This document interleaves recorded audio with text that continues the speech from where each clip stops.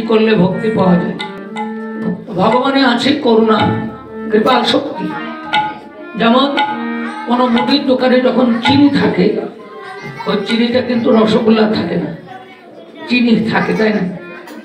যখন কোনো ময়রা মানে যারা মিষ্টি তৈরি করে, তারা যখন চিনিটা কিনে নিজের বাড়ি নিয়ে গিয়ে জাল ঘরে চিনিটা জ্বালাই করে, তাই না, সেটা দ্বারা বহু প্রকার উপাদান তৈরি করে, খাজা, কদমা, বাতাসা, সন্দেশ, রসগোল্লা, রসমালাই। তখন কিন্তু ওই মুদির দোকানদারি আবার মাঝে মাঝে এসে বলে, দাদা 1 কেজি সন্দেশ দেন। তারই দোকানের চিনি, কিন্তু তারই দোকানের চিনি, তিনি বেঁচেছিলেন চিনি, এবার তারই ঘরে ফিরে যাচ্ছে সন্দেশ, নাকি? কথাটা বোঝাতে পারছি তো?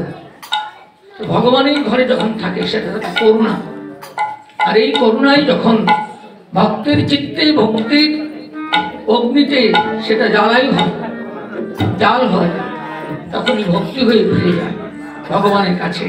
আর ভগবান সেই ভক্তিরূপ সন্দেশটা আহার করতে বড় আগ্রহ। যে কথাটা লালন ফকির একটা গানে বললেন,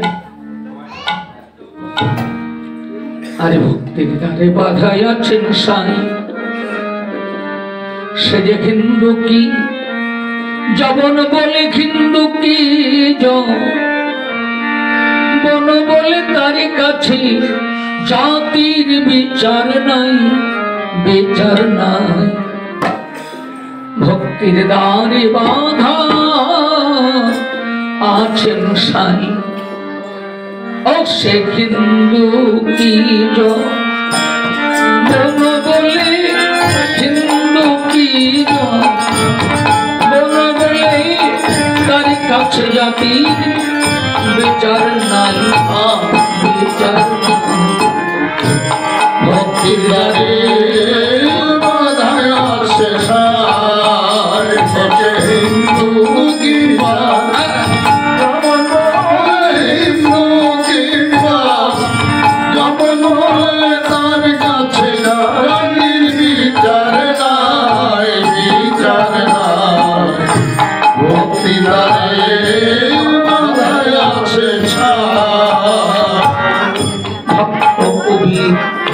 যাতে জোলা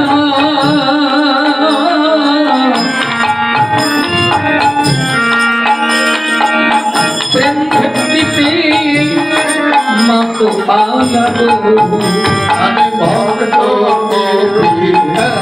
যাতে জোলা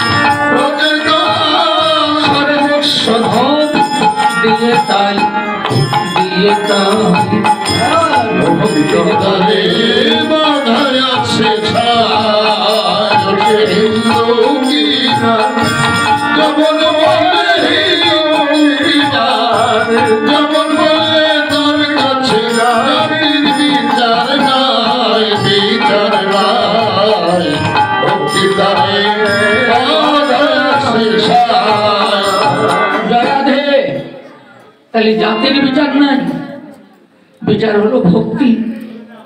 যার ঘরে ভক্তি আছে তার ঘরে ভগবান বাধা, নাকি? ভক্তি যার ঘরে ভগবান তার ঘরে। এ কথা বলা নাই যে আমি ব্রাহ্মণের ঘরে সর্বদা বাধা, নাকি?